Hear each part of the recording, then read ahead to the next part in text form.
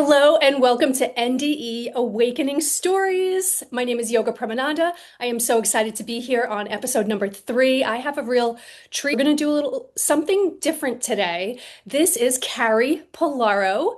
She is a woman's coach. I've known Carrie for a few years now, and I love her story because she really did have a beautiful healing and awakening when it comes to overcoming addiction, the choices that come with that, and the beautiful wisdom that comes along on that journey.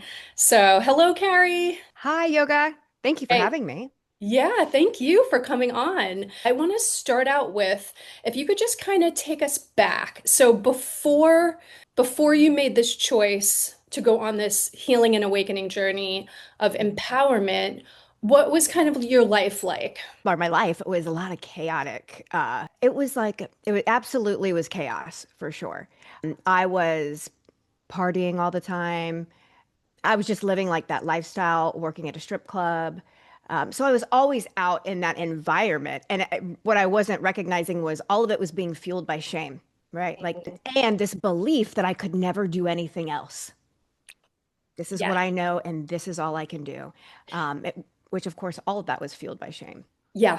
If we can take that thread back for a moment, because as an energy healer, I see things in threads. I can actually see the energetic threads, the cords that are hanging on to people. And energetically, we take it usually back. So a lot of us universally have this same story of we're all healing our inner childs, we're all going through mother-father wound healing, some iteration of these things. It's very big in the collective right now. So yeah, if you could just take that shame thread back and maybe just talk a little bit about that, where on an origin story in terms of like archetypes and just the origin, yeah, what do you feel like you've learned about that or where it comes from and the different things like that? Yes. So the I think the very first time that I can remember feeling shame was when I was 14 years old. Mhm. And that was when I had gotten pregnant and had an abortion. And I remember coming out of the doctor's office and getting in the car with my mother. And my mom said to me, "We're never going to talk about this again." Mhm. Um, and I learned, oh my God, this is bad. I'm supposed to keep this a secret. But how I interpreted what she was saying was, I am bad and no one can know or no one will love me. And that was my first experience with shame. And it was also, I know people say this all the time, secrets keep us sick. That Mhm. was my first moment of keep this secret. It's detrimental if you do not keep this secret. Yes. This is so beautiful hearing you, first of all, talk this way, hearing you, because I'm looking at your body language. Your body language looks proud. You look empowered. You're beautiful. You're speaking your words clearly. Your eyes are direct. Just that alone, the fact that you can speak this story gives me chills. I know just the fact of you speaking your story the way you do liberates so many people just on that level. So can you talk a little bit about how did you go from there to here to where you can actually embody your message, empower yourself and empower others? How did you overcome the shame and just this old programming of let's not talk about it? Yeah, I think I lived my life around let's not talk about it. And I would stuff things. And what? It becomes really heavy. That shame becomes heavy.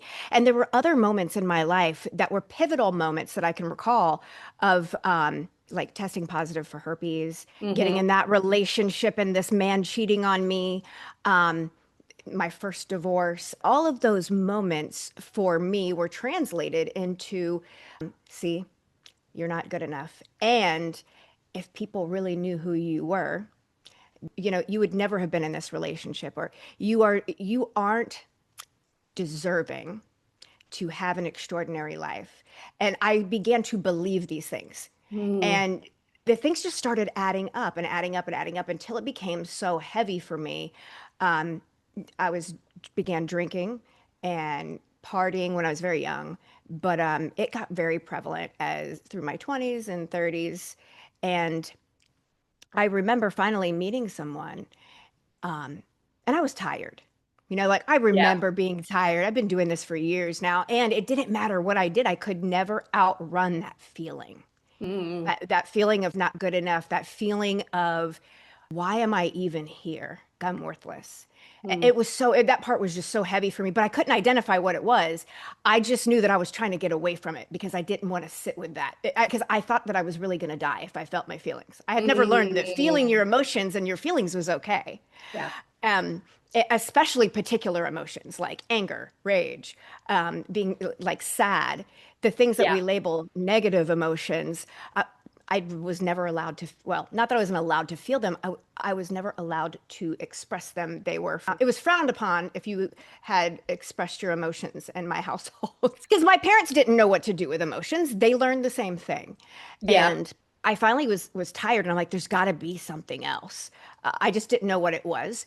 And I was at work one night at the strip club and I drove home. I had been drinking and I drove home and my boyfriend met me at the door and he said, "Hey, you need to go somewhere else. Like you don't have to do it tonight, but you have 30 days. You got to get out of here. I do not want you living here anymore. I don't agree with your lifestyle." And we both worked in the same club. That's the part Mm, that was wild. But he came in and treated it like a job. And he wasn't drinking or doing anything. He came in, he did his job, and then he went home. And I was like, oh, I have to make this fun because I'm not even okay with being in this environment. mm-hmm. You know what I mean? But I Mm-hmm. can't even identify that part. My body is screaming at me, and I don't even know that it's talking to me. That's Yeah. how disconnected I was. And I think that was the first time. Oh, and the kicker that he said to me was this: I don't want you, I can't have this around my 13-year-old son. And Mm. that was the first time I was like, oh, my behavior affects other people. Like it had never occurred to me that my behavior had affected other people until he said that. And I, I knew I had nowhere else to go. I Mm. had like burned a lot of bridges and I'm like, I have nowhere else to go. What can I do to kind of take back control of this situation? Maybe he'll allow me to stay. So the best idea I could come up with was, well, maybe I do have a problem. And there was part of me that thought maybe, and then the other part of me was like, no. People that have drug problems and alcohol problems, they live on the streets and they're using dirty needles and they're eating out of dumpsters. Like that was my idea of Mm. of what addiction looked like. It was so ridiculous. Um, so I shared that with him, and he said, "Well, let's get online and let's look for some kind of a meeting and see Mm. if maybe you get to go." And he took me to my first meeting, and I remember going in there, and I'm thinking, "Man, we're gonna walk in here, and he's gonna see all these people, and he's gonna look at me and be like, 'You don't belong here. Let me take you home. Let me take you home. Let me get you out of here.'" Um, and so we're there, and what I perceived as what addiction looked like was not what Mm. it looked like at all. There were doctors, attorneys, CPAs. There was like a variety of Yeah. people that were in this meeting, and I don't remember very much about the meeting except that when we left, we got in the car and he looks at me and he goes, "Oh my God, those are your people. You have to go back tomorrow." And I was like, "Oh my God, this totally backfired in my face." And I was fully prepared. I was like, okay, I can go to a meeting here and there. If that just makes him feel better and I can still Mm. keep my lifestyle and do whatever, I had no intention of Mm. doing any of this stuff. I was just going to go so that I could have a place to stay. And that is what I did. I went once a week. That was it. One time a week. They give you all these suggestions. I didn't follow any of them. I just went on one night a week just so that I could say that I went to a meeting and he would be good with me. And then I remember sitting there 3 months later in the same meeting Mm. and I'm in my head and I hadn't stopped drinking because I was like, alcohol is a refreshment. Like, don't tell me what to do. I can stop doing drugs.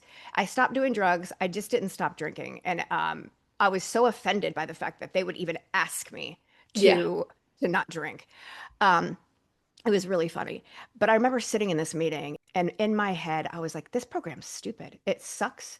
I My life has not changed. It's been 90 days and my life has not changed. This is so dumb. I don't even know why I'm here.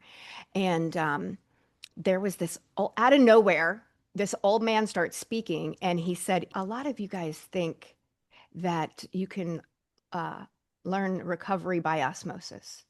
You just show up here and you don't do anything and you don't follow any of the suggestions. And he's like, and we tell you exactly what to do.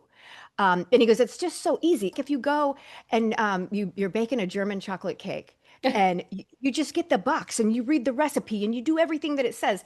And so in that moment, I'm like, oh my God, this man like knows me. Like he knows it. He's in my head. He knows what I'm thinking. But I do believe in that moment that was God speaking through him to me. Yeah. And I realized, oh my God, I'm not doing anything that they've asked me to. And so if I want my life to change, maybe I'll just do what they're asking me to do for 90 days. And if my life doesn't change, then I can go back to what I was doing. But if my life does change, what do I have to lose at this point? Right? I'm already miserable. It doesn't matter. And that was the day that I had just fully committed to, okay, I'm going to do whatever it takes, at least for 90 days. That's my Yeah. only commitment. Got the toe in the water. Got my toe in the water. And then after that, it was my life gradually got better. And Nice. yeah, I mean, I still tried to do it by myself. And I think that was one of the things that I noticed about me is the shame would keep me, like I would isolate myself from people because I didn't want you to get close to me because as soon as you found out about what I have done or the things that have happened in my life, you're going to leave me and abandon me. The old programming for sure. And so I didn't want to like get a sponsor or support in any way. Mhm. And I remember this woman came up to me, um, and I think it was a couple of days after I had made that commitment, and I really liked her because she was no bullshit. She would just say it like it was, and she didn't care if she offended you. And I was like, man, I need somebody like that. And I went up to her, and so I went up to her to talk to her, and she just looks at me and she's like, "Did you get anybody to help you yet? And you get a sponsor yet?" And I said, "No." And she goes, "I just don't understand people like you. You come in here thirsty as hell, and we're giving you a glass of water, and you won't even drink it." And I was like, like, you're for me. Yeah. And she set the tone. It was, hey, you're going to call me every day, and when we meet to do some work together, don't show up 1 minute late. You show up, you have your Mm. work done. I'm not here to be your friend. And but that was what I needed at that time Yes. was Yeah. somebody to like hold my ass to the fire because I Love would have that. just gone off and done whatever I wanted, Yeah. just like I tried to do in the beginning. Yes. If somebody had a lot of shame that they wanted to get rid of in a certain area of their life, how would you walk them through being able to dissolve and release that shame? Well, the first thing I would address is I would want to make sure that they understand what shame is, right? Shame versus guilt. For a long time, I was very confused, where I didn't understand that guilt was I would feel bad for behaving a particular way. Mm. Um, and shame is the absolute lowest vibration. It's a belief that I think I am flawed in some capacity, that I am a bad human. Wow. And when you're in that low of a frequency, from my experience anyway, when I was in that low of a frequency, there really was nothing to get me out of it. Like my own thinking could not get me out of it. And I didn't understand that. So it was someone sharing with me, for one, the difference of between shame and guilt. Mm. And I got really honest with myself. And I got to write down all of these things that I felt made me a bad person. Mm. Because I truly believed that I was a bad person. I truly believed that there was no hope for me. There was nothing that I could do. And a lot of this goes back to religious shame, which is a whole nother Mm. conversation. But I truly believed that I was a bad person. And so what would happen is I would create the same scenarios over and over again, and I would shame myself. Mm. And until I got really brutally honest with myself, for one, I got to create a new relationship with God. That was number one. Right. The God that I created the relationship with was not the God that I had learned about as a little girl, Mm. Big like difference. the hellfire brimstone God. You're going to hell, if you think a bad thought. Like that was Yeah. what I had grown up in. And so to shift all of that and understand that life is always working for me because God has got my back, Mhm. period. And God truly loves me. Yes. That was the main relationship I got to shift first. And then from there it was, okay, what are the beliefs that you have about yourself? And a lot for me, if you asked me that, I couldn't tell you that I hated myself. I knew I didn't really like myself, and I didn't really like what I saw in the mirror, and I couldn't really look at myself in the eye, but I couldn't really like articulate to you what it was. And so my mentor, she said to me, I want you to sit down and I want you to write down the names of every single person you're pissed off at. And I was like, Wow. okay. And so as I wrote down this list, and it was a long list, she's like, let's go through those. And we began to go through each name and why was I pissed off at them? Mm, And it was because, and back then I was a victim, right? They did something to me. And she had this beautiful way of listening to the story and allowing me to see my part in that story so that I got to take responsibility, not taking the other person off the hook, right? Like, yeah. but we're not looking at them, we're looking at me, right? And so what is my part in this story? Oh, well, you were dishonest. You cheated on your partner and you didn't tell him, but then you're mad at him because he cheated on you. Like, and even though nobody knew that I had cheated on him, I Mm, knew and I kept it a secret. And secrets keep you sick. And it was, I got to tell you that we went through every single name that way. And what I same. learned about shame was shame grows in the dark and it dies in the light of exposure. Beautiful. And every time I could share a piece of of like my part or what I truly believed, and the woman that I shared it with didn't judge me and didn't walk away from me and Yeah. didn't make any of it wrong. It's safe. And all she did was provide me a new perspective.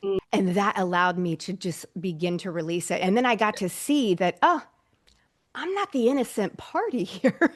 Like I Mhm. thought I was. And Mm. as I took ownership of my part in all of these situations, the shame began to diminish because I was no longer judging me because I was Mhm. finally taking responsibility for my behavior. And then you were taking your power back. 100%. Taking your 100%. power back. That Yeah. is so, so, so beautiful. And I love that because also it feels like just being able to go through that process, just even starting out with asking some simple questions. What do I feel like I'm is so bad about me? Writing down that list. You said writing down the list of who am I angry at? And then really being able to sit there and look at like, okay, well, what is my responsibility in each of these situations, taking responsibility, and then therefore reclaiming our power. I feel like it's so beautiful because then that would also be like a mastery in itself of life because in looking at any situation and saying what's my responsibility, I think it gives us a new framework because we don't grow up with these frameworks. um, Not to blame our parents, there's no blame here, but it's like we are providing ourselves with the framework for how do I express my emotions? How do I interpret my emotions? How do I choose who to be friends with? How do I choose what to do in a really challenging situation in Mhm. life? And it's like we really learn how to walk through life being in our highest. So it just feels like just a natural part of life. This is just a natural part of a way of being, of how we grow. It just reminds me of like when we see those little plants sprouting out and then it's like okay and then you see it maybe then it's like a nice big full plant and then it's like when you see a plant that's totally mature or a really mature tree and like how strong it is and like so it's like Mhm. we're gaining this strength. So that is such a powerful process that you've created. And, I think too, if I want to look at it objectively here, women aren't struggling because of what happened to them. For me, I struggled because I had built an identity around what happened. The divorce, the abortion, the herpes, the rejection right? Those events ended years ago, but the shame became the story that I made up about it. And so every Yeah. decision that I made after that, it was made from trying to outrun it or prove it wrong or hide it or try to overcompensate. You know what I mean? And it was really about recognizing that I can keep feeding that, or I can just put an end to it completely and take complete ownership. Because when I am running and I'm trying to prove it wrong and I'm not accepting responsibility for my behaviors or my part in situations, the reality is it's because I don't trust myself. Because Mm, I've shown up in all of these situations and I've probably been dishonest. And yeah, I'm pretty clear I was dishonest a lot. I was probably really acted out on anger, right? And so I would make these decisions and I would fire at people, and then I didn't, or I would make a promise to myself, I'm going to do this thing. And then mm, I'd wake up and I'd be so hungover and I'm like, I don't want to do that. Oh, see, look at you. You're not showing up for yourself again. It was like shame was this little voice that followed me around and dictated everything that I did. It was about silencing that and going, okay, well, how do I silence that? Well, I get to just, man, I got to take ownership of it all. And that's difficult, I think, for some people to accept that they had a part. But in every situation, there are multiple parts. Everybody has a part in a situation, period. It doesn't make it right, wrong, good, or bad. It's just, can I identify it and what can I learn from it? That's it. Very And it simple. feels like, too, like as you were talking about releasing the shame and taking responsibility, it feels like just in that act alone, the identity that is such a big part of the identity shift, that the identity naturally starts to shift at that point. This all comes back to, I feel like there's a lot of sensitive beings. We get born into families that are just, it's go time for them. Parents have babies, they have bills to pay, they have their own financial goals, they have their mortgage, we're coming out of that baby boomer era where looking at how there was like the depression and then there was these wars and then there was this boom. All of a sudden, the population almost doubled within the span of 15 to 20 years. And then it's like, just the world going through such tumultuous changes so quickly. It almost seems like our sensitivities got pushed aside. It's like our humanity got pushed aside for the growth of the world, building itself up. And now we get to kind of come back to our humanity and look at it in a different way. I know there's more magic coming in this story, but I just want to bring up a couple of points that you brought up, which I love.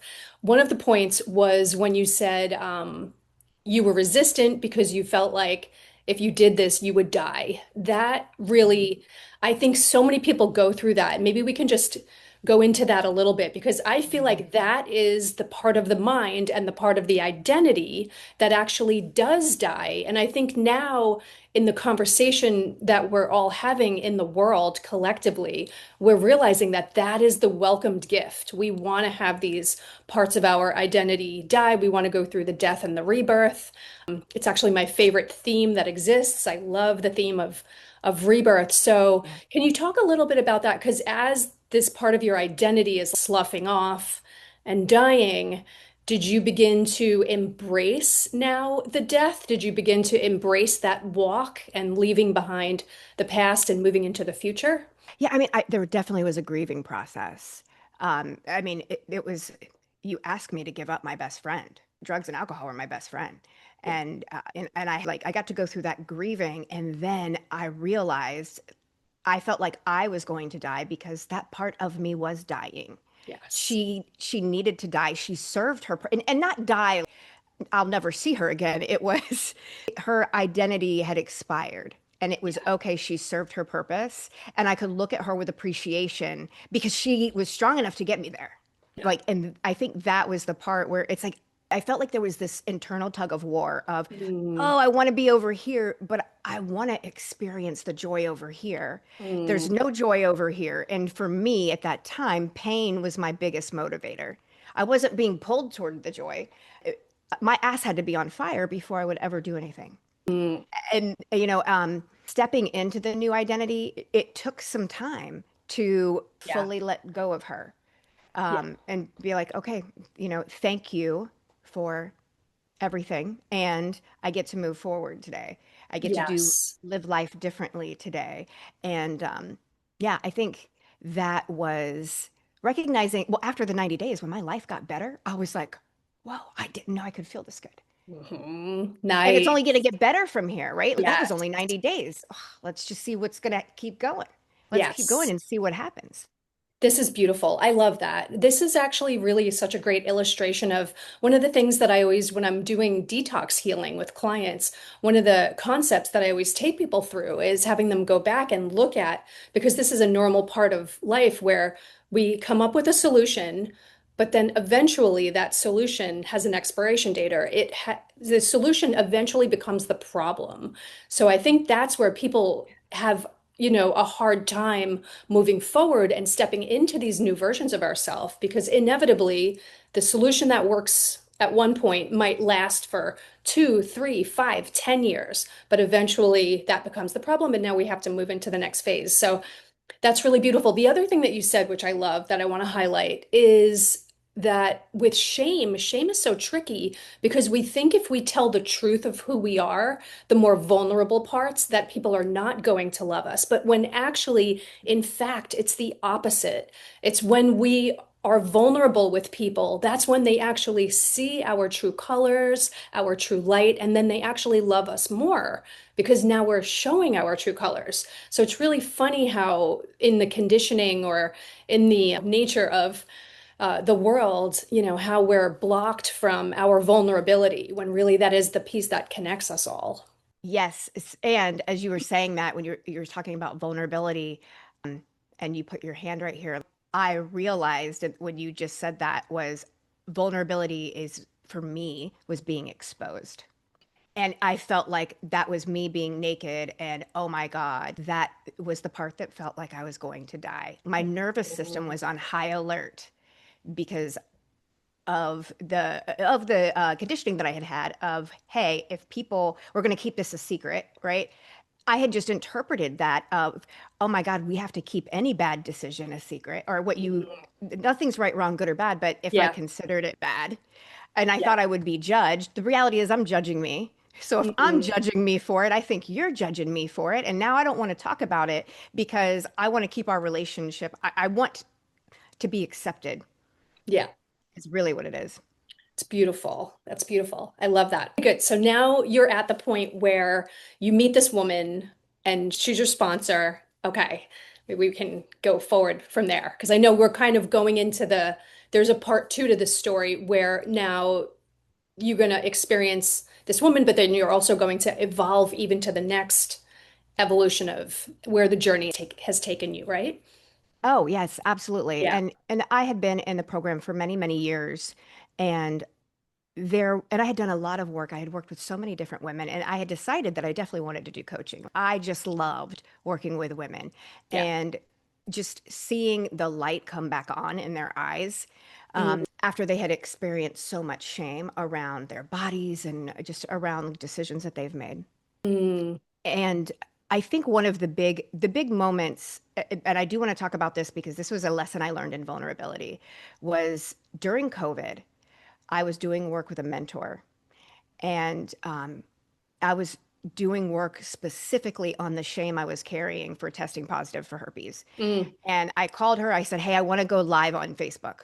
I just want to go live on Facebook and talk about it."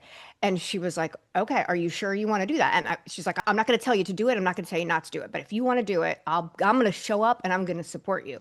So I was like, "Okay, cool." I got on to do this live and talk about it, and I swear I must not have been on for more than 3.5 minutes, but it felt like an eternity. It felt like an eternity. And I just knew that as soon as I was done, people were going to send me all these mean messages and call me names. And that was the belief that I mm, had created. And it was like in this moment, I found this strength of you get to prove that belief wrong. And this mm, is how you're going to do it. And so after I did that live, I got tons of messages flooding in. Me mm. too. Thank you for saying that out loud. Yeah. And it just proved to me of like, oh my Chills. God, I Still, did too. still. It was Oh, like we're more alike than we are different. And everybody has yeah. the same, like there's so many people out there that aren't speaking their truth and sharing because they don't want to feel rejection either. That's just a Yeah. human thing. It's so beautiful how we all go through the shame portal. We all have something. It's always something, something, something. It's Yeah. beautiful for me because as a part in a lot of the healing work I do is there's a part in the healing work where I say, okay, this is your opportunity. Literally pretend that God is standing right in front of you, goddess, whatever, and just if you are holding any secret or holding any shame, no matter how bad it is, this unburden yourself. So I go through this Mm. unburdening process.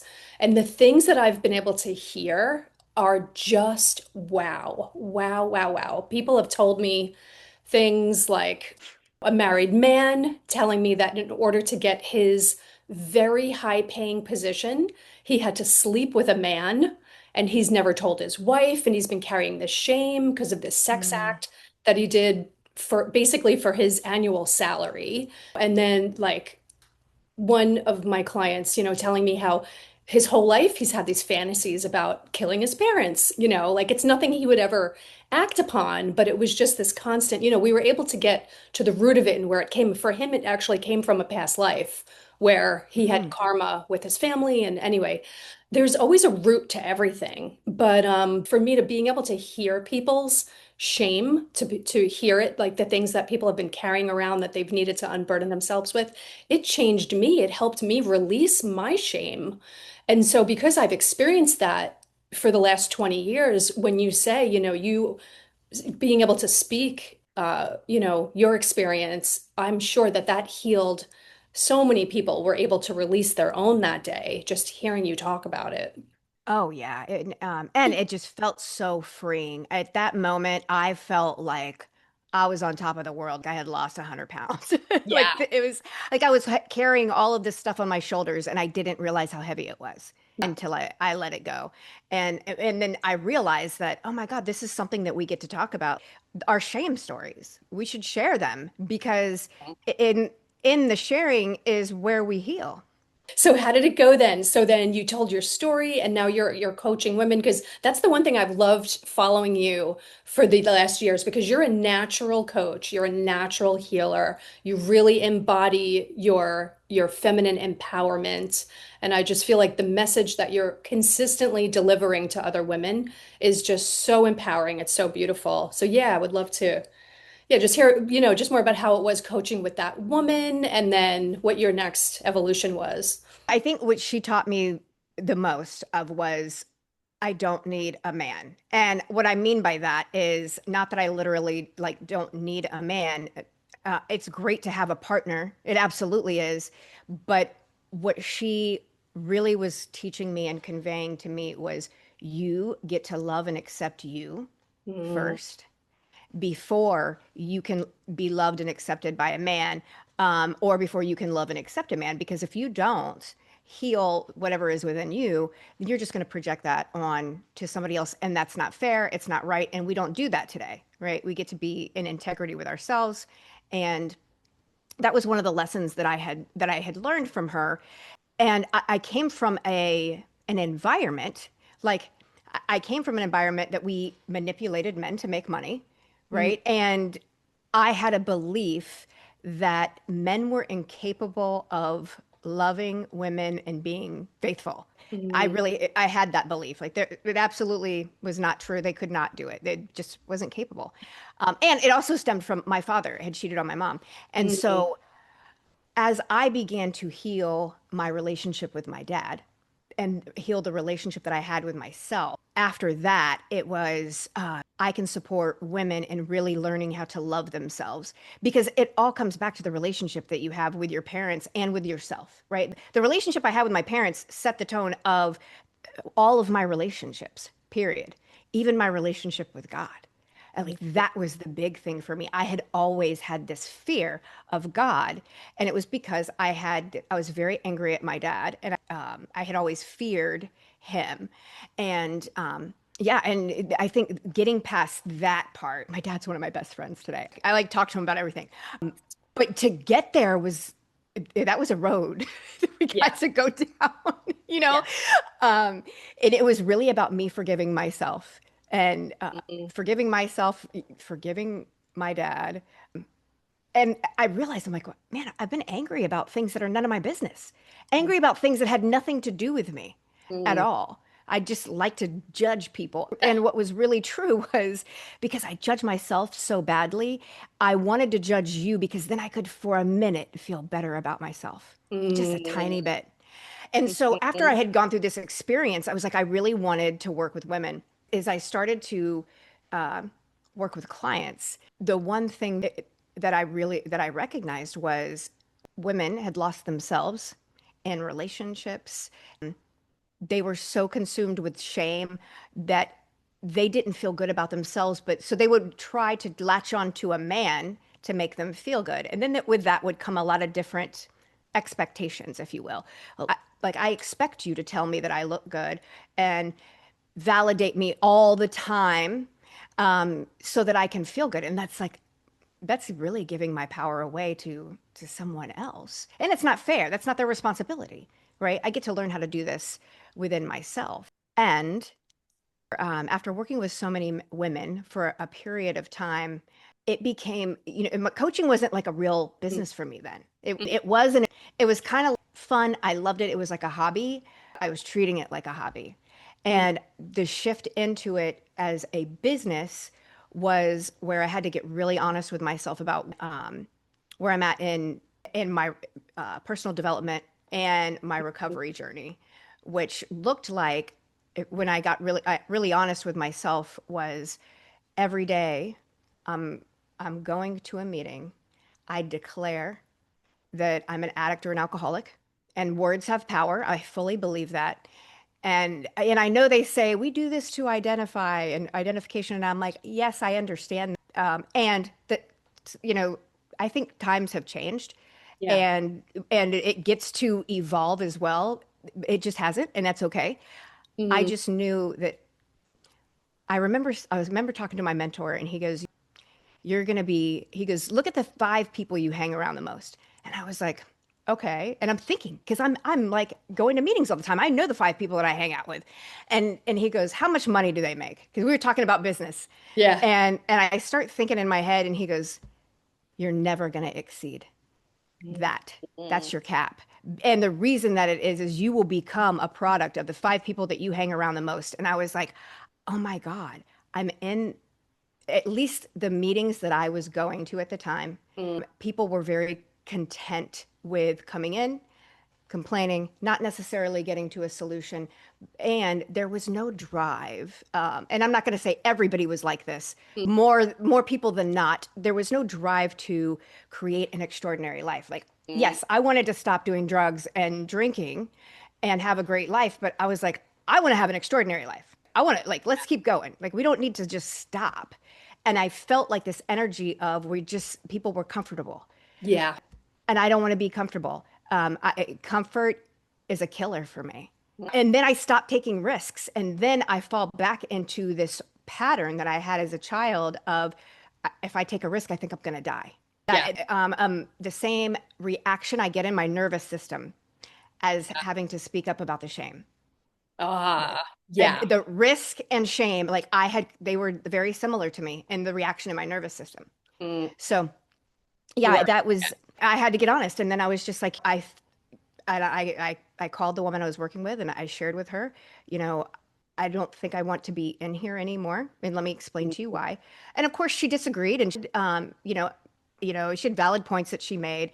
And I just knew inside what was coming up for me was, Mhm. if you want to create something extraordinary, you get to go surround yourself with people that are extraordinary. And I'm not saying these people aren't extraordinary because they all are. Mhm. And I mean, they've already stopped using drugs. Do you know what I mean? Like, that's Yeah. extraordinary in itself. Yes. But it was just a different level. It was, Yeah. and what I explained to her was, when you send your kid to kindergarten, you don't expect them to sit in kindergarten forever. You Mhm. expect them to go to first, second grade. You expect them to graduate high school and go to college. Yeah. And that's what I mean, by the progression of where I get to go. And so I walked away from that program. And it was really difficult because that was my tribe of Mm, people that I was accepted. And so I went through this whole other moment. I went through some moments of now could be dangerous for me. I could isolate. I could go back to old behavior, which there was no doubt in my mind that I wasn't going to do that. mm, I had a completely different outlook on life than I did in the past. And I just knew that that was the right step for me, was that I had to walk away from that. And I felt tremendous guilt. And then there was shame around that yeah. because a lot of people don't understand. And as I met other people, and I started expanding, going to different personal development seminars and stuff like that. And as I started having these conversations with other people, a lot of people had a similar story. And I Mm, was like, oh my God, okay, I am not alone as far as feeling this way. mm, And other people think like me as well. Do you know what I yeah. mean? Like Yeah. I'm not just pulling something out of my ass and trying to Yeah. make an excuse as to It, why I don't want to be here. it's really interesting. I think it was probably 15 or 20 years ago. I was going to some of the in-person events for, I don't know if you've ever heard of Abraham Hicks. So, Abraham Hicks, okay. So, yeah, I went and I saw Esther Hicks 3 times live. So, I did 3 of her in-person weekend retreats. And so, we get together and she's channeling all the law of attraction and everything. And it's a room full of people. And she talks for about 45 minutes. And then after 45 minutes of talking, she starts calling people up for Q&A. So one guy, I think it was a guy, somebody gets up and they ask and they say, "Oh, I've been in AA and AA really helped me and I loved it, but I feel like I no longer want to go into AA and say, "Oh, I'm an alcoholic." But I feel conflicted about leaving AA. So asks Abraham, what should I do? What do I do? So Abraham actually goes into the evolved version of the 12 steps. So Abraham says, okay, I'm going to give you right now the evolution of where if AA was evolving, it was consciously evolving. This is what the 12 steps would be, and this is what people would be declaring. I wish I had that on audio to share with the audience because it's exactly what you're talking about. So yeah, it's beautiful that. But I think too, you're bringing up a point. I think statistically, there's only a certain percentage of humanity that's full on growth mindset, full on prosperity consciousness, full on. So we're talking about prosperity consciousness, evolution, all this stuff. So I think that there's statistically a certain percentage of the environment, humanity that's growth mindset, and there's a certain percentage that's not. So yeah, it's interesting. Okay, good. So this is beautiful. So okay, so now it sounds like you're stepping into your this empowered version, this evolved version of what this journey looked like. And so how did you deal with that shame that came up on leaving this group and journeying out?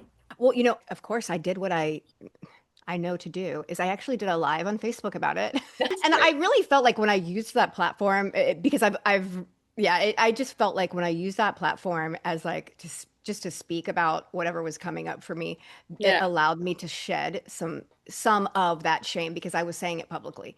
Mm, And so that supported me.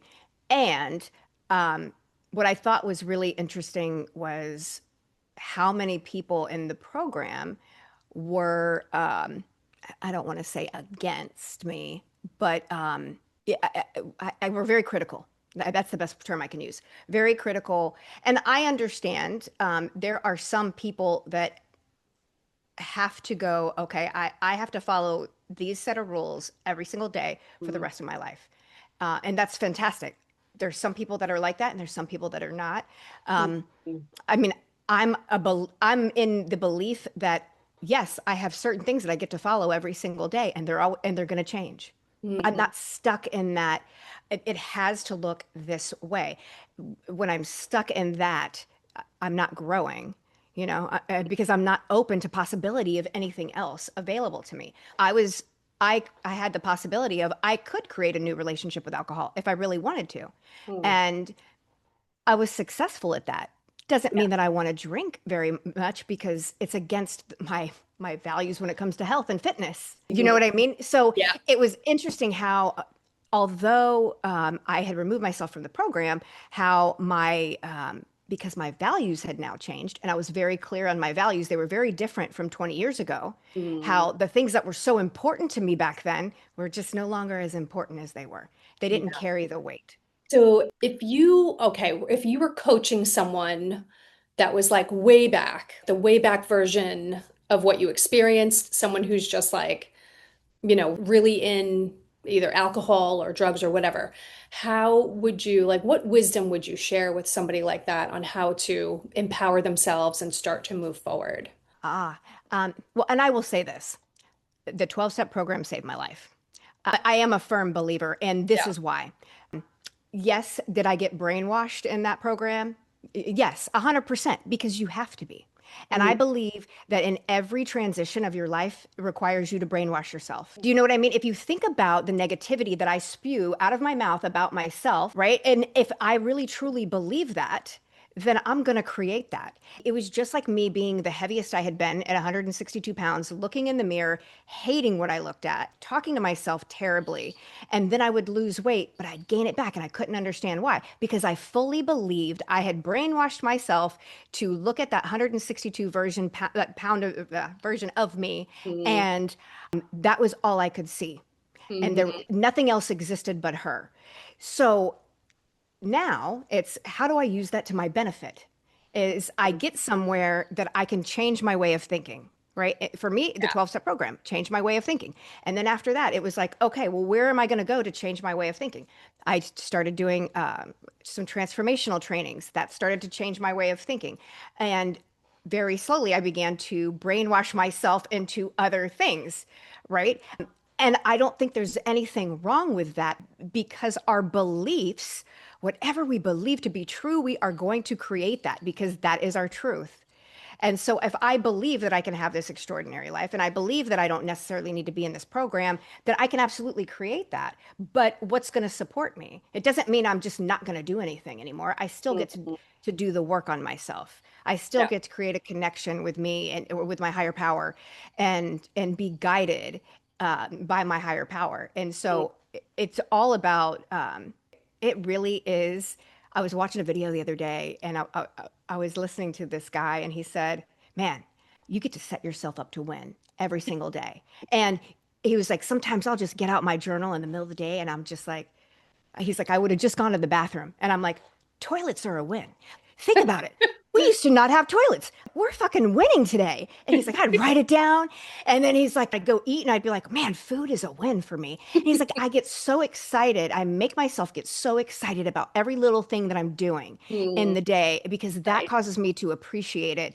And then I begin to always look for the appreciation in my everyday life Mm. throughout the day.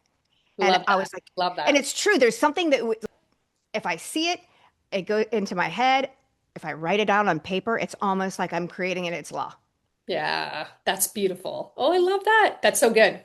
I love that. Okay, so you feel like so AA is great. So you're like, if somebody's just stuck in that point where they're in drugs, they're in alcohol, but some part of them wants to get out, AA is a great first step. And then, Yeah. So I would okay, totally say, and honestly, any kind of recovery program uh, is a great step, period. Because it's like I get off of the substances, but now the old thinking that I have will not support the sober me. Do you know what I mean? And so it's like, okay, so now we remove the drugs and the alcohol. Now let's attack the thinking. mm, And so I felt like the 12-step program was my first introduction to personal development. It was mhm, beautiful. It was exactly what I needed. And then from there, I just evolved into other things. There are other recovery programs as well that I'm sure absolutely amazing. mm. That is what I do know that worked for me. Yeah. Did you start to detox your body at that point, or did you start to work out more? Did you start to eat healthier? What did you do on a physical level? In the beginning, I just traded one thing for another. So I stopped the drugs and I Mm, stopped the alcohol, and then I started eating. okay. So food became, or my relationship. So it was like it would go back and forth between food and my relationship. And, sometimes I could go into shopping. Hmm. Then it switched from the food to going to the gym excessively. So it was Okay. just like, I realized, I was like, oh, wow, I will, if I can use something to change the way I feel, like I Hmm. will do that. Make it I, healthy. Yeah. yeah. And if I'm going to do that, why don't I make healthy choices rather than things that are going to destroy me? Yeah. Okay, so really the emotions too are the major underpinning underneath any addiction. So what do you feel like the early on successful things that you did were to help you master your emotions, to purge out those old emotions? What was your emotional journey like? In the very beginning, I was very explosive when it came to my emotions. I only understood angry, sad, and pissed off. Oh, Mhm. no. Yeah, angry, sad, happy, and pissed off. That was it. Like, I didn't really know of anything else. If you told me I feel melancholy today, I would be like, what the fuck is that? What is wrong with you? But all I knew how to do was explode.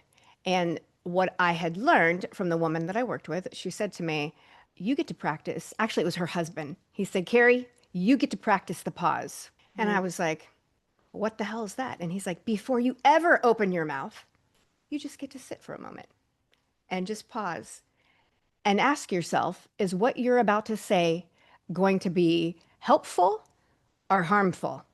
And I was like, man, like that's a lot of time. You know what I mean? But I started doing Mhm. that. And Wow. that allowed me to, there were moments where I was like, oh, this is definitely not going to be helpful. So you get to just not say it and calm down and maybe go talk to somebody about it later, about the experience later, so they can share a different perspective. But definitely don't throw fuel on the fire. Because What a I always want beautiful to be right. practice. But Beautiful it was practice. absolutely beautiful. That was like, I take that away. That was one of the most amazing pieces of advice that anyone had ever given me was practice the pause.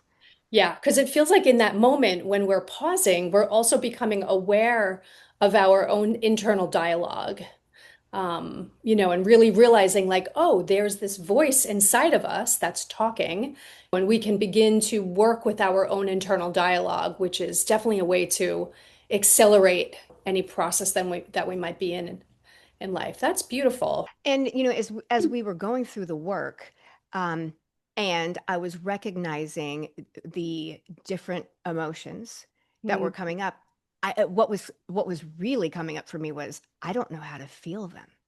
I mm, had been practicing numbing everything for so long. I couldn't tell you what it was like. Like it would be difficult sometimes for me to, I would hear a story, somebody would share a story, and I couldn't emotionally connect with them, with that mm, story, because I had been so disconnected from my body and from my emotions, because all emotions felt dangerous for mm, me. mm. Yeah. And it was recognizing, and everything made me, I labeled everything as anxious. I am just super anxious. And Mm, when I learned that I could label that feel the sensation in my body, I have a choice. I can label it as anxious, mm, or if you think about like our elite athletes, right? And that go to the Olympics. I was watching an interview with somebody the other day and he was talking about the elite athletes going to the Olympics and they were being interviewed and they said, "Oh my God, we're so excited." mm. And the reporter said, "Are you nervous? Are you anxious?" And they're like, "No, we're so excited."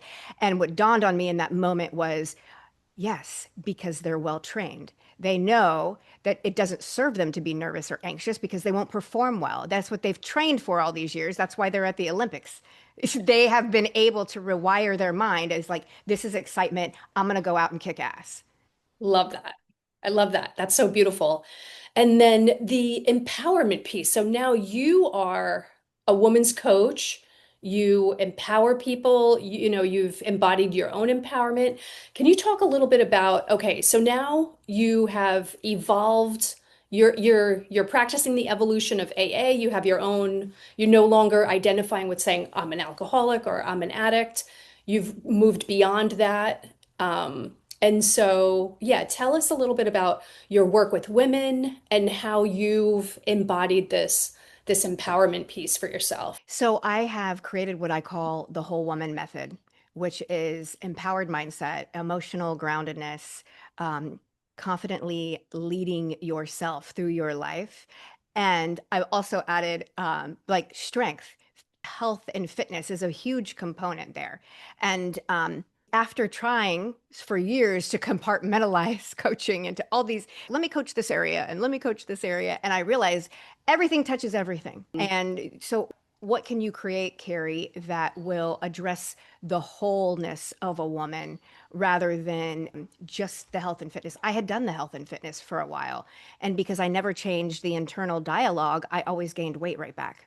And that was a huge struggle for me. And the women that I started to work with, and it would make me, I would feel so sad because I would train women. I did a lot of personal training years ago, and I could help them get results. But when our time was done and they had to go off into the world on their own, they'd gain the weight right back. And I felt like I was a failure, although it had nothing to do with me, but I felt like I had failed them in some capacity because there was something that I didn't address.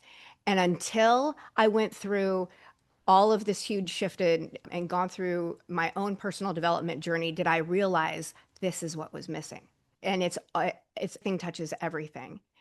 And it Beautiful. really, I see how, yeah, I like, I'm a full believer that I got to go through this journey and experience the entire journey and its fullness so that I could teach it because, Yes. yeah, I mean, Now, I'm a full if believer. you have a woman in your program that say has something, some addiction or something, some habit that they really want to get over and they're frustrated, they're trying this, they're trying that, do you also help them with that? I do. I absolutely do. And we actually will have a conversation as far as putting together a game plan for you. And it could look, everybody's game plan looks a little bit different. I do have some women that are in a 12-step program and they're comfortable there. They're good there. That supports them in creating the other pieces within, like the emotional groundedness, their empowered mindset as well. And we'll do additional work outside of that, but it's like that's the foundation. Is their foundation. I have some women that don't want to, or they don't have any experience with a 12-step program, but they're open to the idea of, okay, so like, I don't understand why I'm holding all of this. Let me look at it. And let me let go of it. I know that I'm harboring some stuff. It's affecting my health because Mm. when we internalize all these emotions, we're just taking it out on ourselves, and it's causing us a lot of health problems. It's unless we address the inner work, I don't believe that a healthy, fulfilling life is sustainable. You know what Yeah. I mean? Yeah. It's amazing because a lot of times some people will do all inner work and then they won't do the physical piece. And then some people are so focused on their health, but they don't do, so it's really to find that the balance and what resonates, yeah, for each of us. If there's one thing that you can say that you did to consistently maintain your physical health, what would that one thing be? To maintain my physical health. So I do work out 5 or 6 days a week, but that gets to look different. I used to be like, oh, I'm going to go to the gym and lift heavy. Today it might be like yesterday, I went for a walk. Mm-hmm. What I find is a walk in the very beginning of the day, just I feel great. I put on my little sauna suit, so I'm sweating. Mm-hmm. Um, and I'm out in nature, which I feel like I have a direct connection with God when I'm out in nature, and my mind gets clear. And I feel for me personally, that sets the tone of my day. And if I don't do any other physical activity, that's okay. But I typically will. I typically will work out. And that is because I know for myself that I have a lot of energy in me and Mm-hmm. I like to get it out. Channel Especially, it let me out. get it out. Yeah. Yeah. And if I'm having any kind of emotional experience, if I'm angry, I go to the gym. I just get to move it out of my body because if I don't, then it will stay and it will fester and it'll come out sideways at somebody. Yeah. And that's not fair. I get to be responsible with my emotions today. They don't just get to be projected at anything around me. Beautiful. That is beautiful. I love that. Okay, are there any final pieces of wisdom that you would like to share with women or with anyone that might be on this journey at this time? I think the biggest thing I'd like to share would be that growth is possible for everyone, and but it's just going to require that you look for the possibility. There is possibility in everything that we do, and if I want to change my life and I want to transform my life, then I get to believe that I can do that, and that all starts with the way that I feel about myself. That's the key with how I feel about me and how I show up to my life. If I begin to feel good, I'm going to really show up fully to my life. And then I'm going to begin to see my life change. And I can't just talk about it or say I want that, right? Mm. Like I'll stay in that energy. It really is about what choice, what can I do? Who can I be today to shift that energy where I am going to propel myself into the possibility of creating something new. I don't want to, I'm a pro at creating the same day as yesterday. Beautiful. That is so beautiful. And if you could just share with everyone how they can find you and where you're at. You can find me on Instagram at Carrie Pullaro. Beautiful. Well, thank you so much for being here today. Thank you Thank for having me. This was such a great conversation. So good. Thank you everyone for watching, and I will see you on the next episode.